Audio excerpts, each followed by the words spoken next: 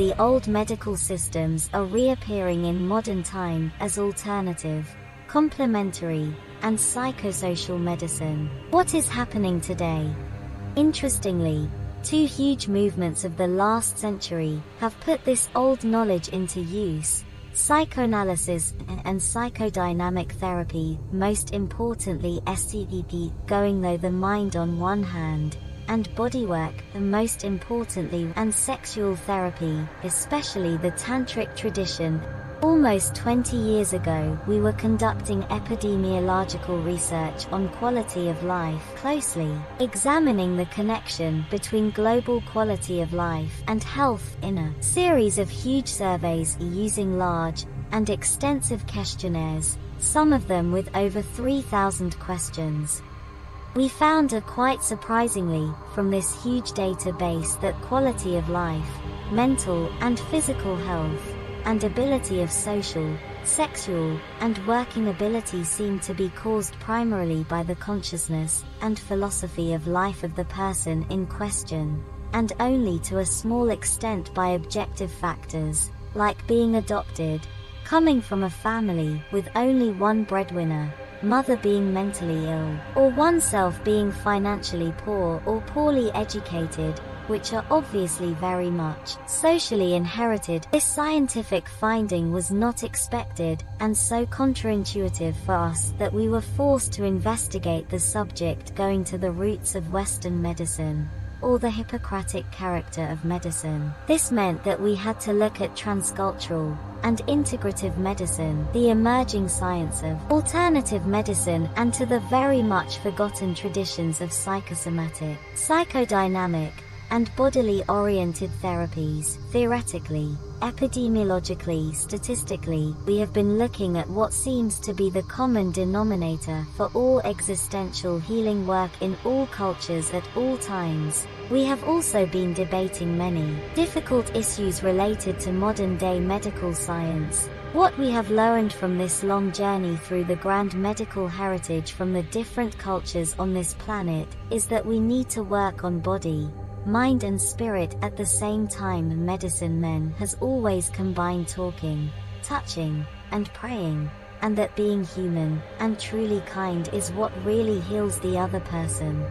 This is what Hippocrates called the art one, not the art of medicine, or the art of right living, but simply the art, the way of the human heart, cultivating existence into sheer compassionate behavior and joyful being, which has always been the ultimate goal of all the great healers in our history.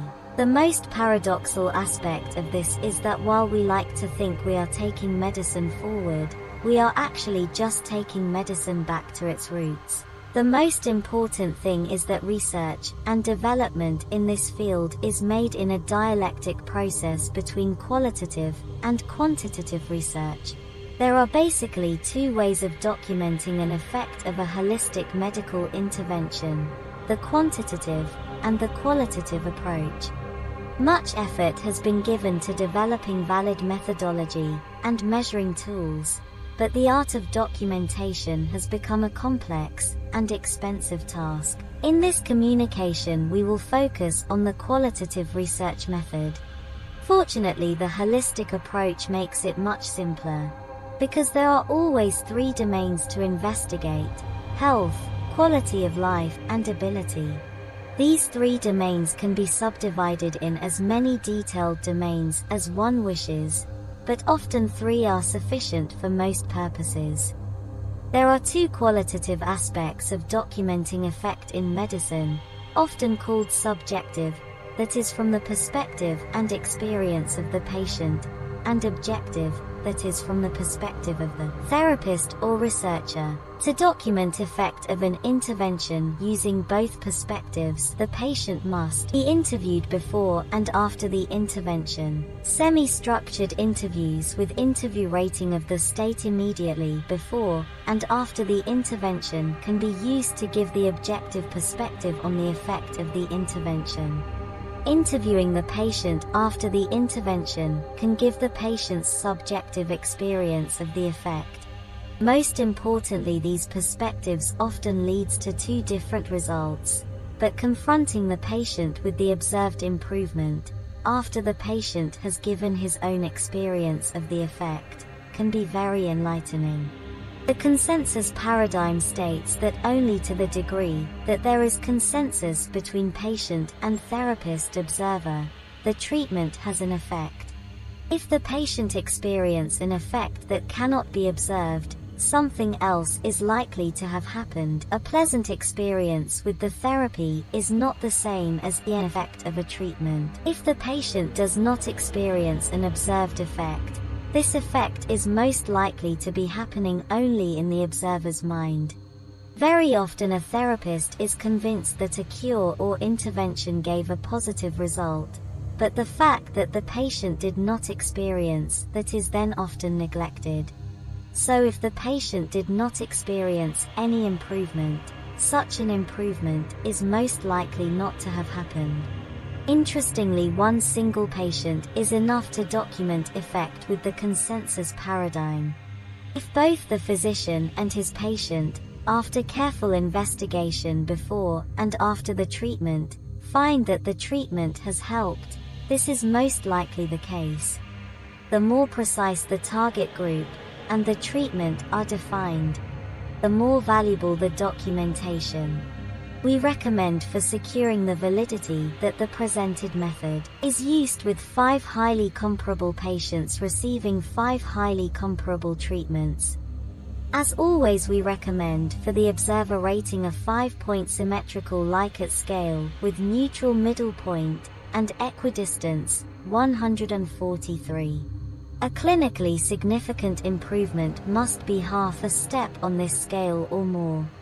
The patient needs to express the gain as a significant improvement. There are lots of possible advantages with the scientific holistic medicine that must be closely examined in future research.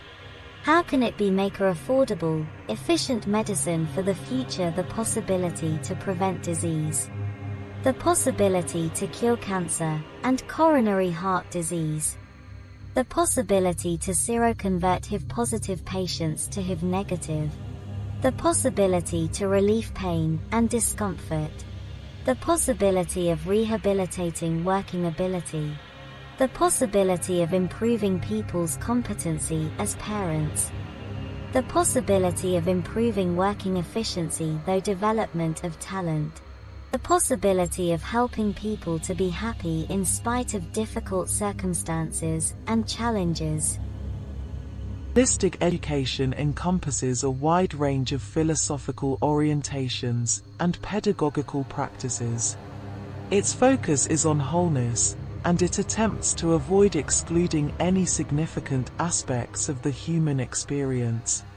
It is an eclectic and inclusive movement whose main characteristic is the idea that educational experiences foster a less materialistic and a more spiritual worldview along with more dynamic and holistic views of reality. It also proposes that educational experience promote a more balanced development of and cultivate the relationship among the different aspects of the individual, intellectual, physical, spiritual, emotional, social and aesthetic, as well as the relationships between the individual and other people, the individual and natural environment, the inner self of students and external world, emotion and reason, different discipline of knowledge and different form of knowing. Holistic education is concerned with life experience, not with narrowly defined basic skills. And holistic education is a fairly new movement, which began to take form as a recognizable field of study and practice in North America. It emerged as a response to the dominant worldview of mainstream education, often referred to the mechanistic worldview.